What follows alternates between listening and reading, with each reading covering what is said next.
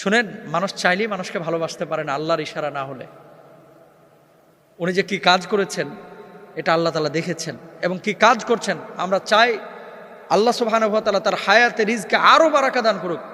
কারণ এরকম 10 জন শায়েখ আহমদুল্লাহ থাকলে গোটা বাংলাদেশে আলেমদের সম্পর্কে মানুষের ধারণাই চেঞ্জ হয়ে যাবে। উনি যে কাজগুলো করেন, আপনি যান, কত কাজ তার সামনে যখন আমরা যাই নিঃস্ব ফকির মনে হয়, শূন্য মনে হয়। উনি কত কাজ করে আর আমরা কি কাজ করতেছি।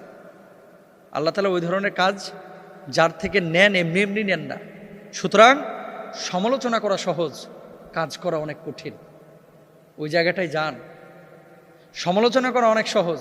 আর উনার যে ফাউন্ডেশন নিয়ে এত কথা আপনারা বলেন, ফাউন্ডেশনে কোন হিসাব আপনি চান? তাদের ওয়েবসাইটে তো প্রত্যেকটা হিসাব দেওয়া, কত টাকা আসলো কত টাকা গেল সব তো ওখানে দেওয়া। আর আপনি মনে করেন না যে যেন তেনভাবে যাচাই বাছাই করা হয়।